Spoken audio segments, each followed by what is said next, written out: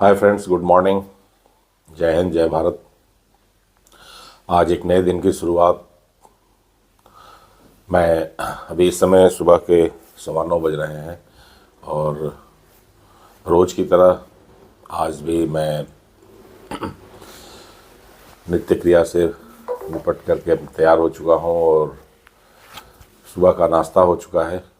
मैं अभी ऑफिस निकलूँगा 10 बजे के आसपास और ऑफिस जाने के बाद फिर कुछ ऑफिस का रूटीन वर्क होगा और फिर देखेंगे कि आज का क्या प्लान बनता है। देखते हैं। वैसे तो धुंध इस समय रोज़ सुबह करीब 10 से 11 बजे तक धुंध हो रही है। उसके बाद दिन ठीक हो जाता है, लेकिन जो सुबह वाली धुंध होती है अब उसको देख करके कहीं का बाहर जाने का प्लान डिसाइड नहीं हो पाता है। तो 10 बजे के बाद ही ये डिसाइड हम कर पाते हैं कि मतलब डिपेंड करता है मौसम के ऊपर। अगर धुंध नहीं होती है फिर हम बाहर निकलते हैं, अदरवाइज़ आपको मालूम ही है कि अगर विजिबिलिटी ठीक ना हो तो ड्राइव करना सेफ नहीं रहता है। तो उस रिस्क को हम नहीं लेना चाहते हैं। हाँ, अगर ऐसी कोई बहुत अर्जेंसीज आ जाए तो ठीक है, निकला जा सकता है, लेकिन ये कुछ टाइम होता है 10 से 15 दिन का शीतलहर का टाइम, वैसे में इसको अवॉइड करना ज़रूरी हो जाता है। दूसरी बात मैं आप लोगों के साथ शेयर करना चाहता था कि देखिए पिछले 2-3 सालों से कोरोना का एक अक्टूबर नवंबर में जनरली एक प्रॉब्लम शुरू हो जा रही है। सॉरी।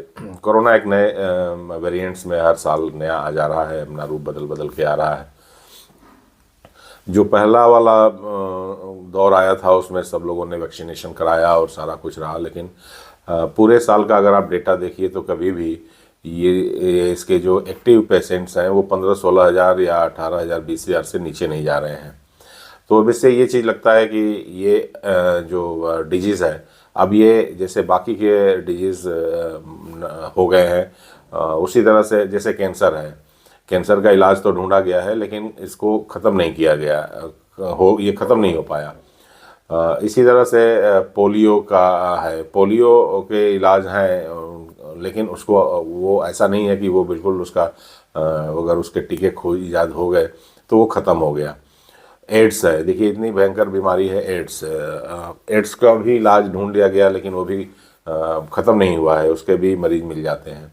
कहने का मतलब यह है कि अब ये जो कोरोना है ये भी हमारी एक मतलब आप ये कह लीजिए कि ये भी एक नया डिजीज़ है जो अब इस मौसम में, ठंडे के मौसम में ये थोड़ा एक्टिव हो जाता है और उस टाइम अब हमारे आपके लिए ये बड़ा ज़रूरी हो गया है कि ऐसे इस तरह के रोगों से बचने के लिए प्रिकॉशंस, जो उसके लिए प्रिकॉशंस जो मेडिकल टीम है वो जो प्रिकॉशंस बताती है उसको हमें अपने साथ ऐड करना पड़ेगा। तो बेसिक प्रिकॉशंस तो यही है। देखिए ये सब एयरबॉर्न डिजीज़ हैं, सोसाइटी में एक दूसरे के कांटेक्ट में आने के बाद ये फैलती हैं। तो इनसे बचने के जो कुछ भी उपाय किए जा सकते हैं वो अब हमें करना ही चाहिए। सैनिटाइजर्स वगैरह रखिए अपने, जो भी पब्लिक कांटेक्ट के चीज़ें हैं। आपकी गाड़ी है जहाँ पार्किंग में खड़ी होती है तो उसके हैंडल वगैरह को कोशिश कीजिए कि आप स्प्रे रखिए अपने पास सैनिटाइज करके। ग्लव्स का यूज कीजिए, मास्क का यूज कीजिए। घर के जो मेन एंट्री गेट्स हैं उसको 2-3 बार दिन में सैनिटाइज कीजिए। घर में आने वाला कोई भी पैकेट्स है, कोरियर्स है, बच्चों के कांटेक्ट से उसको कम से कम 1-2 घंटे तक सैनिटाइज करने के बाद उनसे दूर रखिए।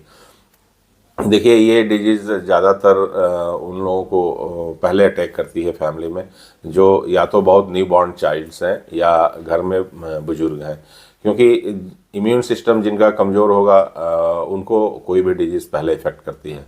तो इस तरह के लोगों को इनसे बचाने की कोशिश कीजिए। और देखिए घर में मैं आपको एक चीज़ बोलूँगा कि घर में अगर आपके कोई छोटा बच्चा है तो उस बच्चे को जनरली होता क्या है कि घर से बाहर से कोई भी आदमी जब एंट्री लेता है तो वो पहले जाकर के बच्चे को ही मतलब उसी से कुछ बातें करना चाहता है। तो इस चीज़ को अवॉइड कीजिए। कम से कम आप घर में जब एंट्री लेते हैं तो अपने सारे कपड़े वगैरह जो हैं वो आप कहीं एक ऐसा गेट के पास के कमरों को आप यूज कीजिए जहां आप अपने कपड़े चेंज करके और उसको वहां पर आप हैंगर कर सकें। हैंगर करने के बाद अपने सारे कपड़ों के ऊपर सैनिटाइजर का वो स्प्रे कर दीजिए, ताकि उसमें अगर कुछ जम्स हैं भी तो वो कुछ टाइम में न्यूट्रलाइज हो जाएंगे। दूसरी चीज़ है कि आप जब भी घर के बाकी रूटीन वर्क में आते हैं तो उससे पहले आप अपने हाथ को अच्छी तरह से धोएं। मास्क का प्रॉपर प्रयोग करें, और बाहर के लिए मतलब बाहर कांटेक्ट में आप कम जाएं तो अच्छा है।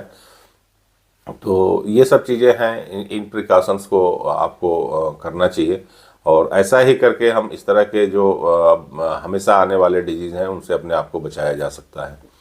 तो ये है बेसिकली। और हम चलते हैं अभी, निकलेंगे। मैं करीब 10 बजे के आसपास ऑफिस निकलूँगा, अभी तो 9:15 बज रहा है।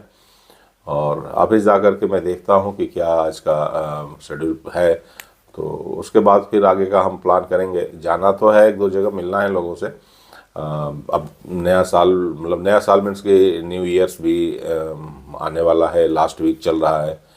तो जनरली ये होता है कि चलो अब इस टाइम में थोड़ा सा लोगों के साथ एक बार मीटिंग्स हो जाती हैं, तो फिर नए साल में, और उसके बाद पता है आपको कि मार्च में फिर नया फाइनेंशियल ईयर शुरू हो जाता है। तो ये एक चीज़ें होती है। दूसरा ये है कि इस टाइम में थोड़ा दिसंबर और जनवरी का मंथ ऐसा है कि टेम्परेचर डाउन हो जाता है, और यूरोपियन कंट्रीज में भी या एशियन कंट्रीज, बहुत से ऐसे कंट्रीज के अंदर दिसंबर में छुट्टियां डिक्लेयर हो जाती हैं, जनवरी में भी छुट्टियां लगभग रहती हैं। तो ऐसे टाइम में थोड़ा सा बिजनेस भी स्लो हो जाता है। अब देखिए, ये मुझे जो बार बार गले में वो हो रहा है ना, ये देखिए, अगर आप इसको फिर अगर आप बहुत सीरियसली लेने लें तो प्रॉब्लम फील होता है, बट ऐसा नहीं है। ये मौसम चेंज हो रहा है, तो मैं तो गुनगुना पानी यूज करता हूँ, और ऐसे टाइम में थोड़ा सा लोगों को यूज करना चाहिए, गुनगुना पानी ही लेना चाहिए। तो मैं ये कह रहा था कि अब ये जो दिसंबर और जनवरी का महीना होता है, ये थोड़ा सा वैसे ही बिजनेस के पॉइंट ऑफ व्यू से स्लो होता है। तो सारा कुछ ऐसे ही है, मौसम भी अलाउ नहीं करता है कि कहीं जाए। यूट्यूब्स के ऊपर आप देख रहे होंगे, कुछ चैलेंजिंग्स टूर्स करते हैं यूट्यूबर्स, वो जाते हैं हिमाचल के वादियों में और वहाँ बर्फ़ का लुत्फ़ उठाते हैं। अच्छी चीज़ है, जिन लोगों ने बर्फ़ में कभी, जो लोग नहीं गए हैं उनके लिए है, लेकिन वो लाइव बहुत टफ है। दूर से बहुत अच्छा लगता है, वीडियो में बहुत अच्छा लगता है, और इस चीज़ को समझना है तो आप उन सारे वीडियोस को स्टार्टिंग का उनका इम्पैक्ट देखिए, और जब वो रिटर्न होने लगते हैं उस समय का इम्पैक्ट देखिए। रिस्की रहता है, और ऐसे टाइम में अवॉइड कीजिए। ठीक है कि ऐसे ही समय में हिमाचल के बहुत से जो टूरिंग स्पॉट्स हैं जहाँ बर्फ़ पड़ती है, वहाँ इस समय होटल सारे बुक हो चुके हैं। यंगस्टर्स जाते हैं, ये उनको थोड़ा सा मज़ा आता है, एंजॉय करते हैं, फन करते हैं, तो ठीक है, अच्छी बात है। लेकिन ये जो डिजीज़ वाला देखिए सिम्टम्स आ रहा है, इसको भी आप ध्यान में रख करके कोई भी ऐसी एक्टिविटीज़ कीजिए। तो ये है आज का हमारा सारे दिन का शेड्यूल रहेगा, और चलते हैं फिर नेक्स्ट, और जो भी होगा आगे का हम आपके साथ शेयर करेंगे। तो अभी तो मैं कुछ और भी एक्टिविटीज़ हैं हमारी आज की रूटीन की, उसको मैं फिनिश करता हूँ, उसके बाद निकलेंगे।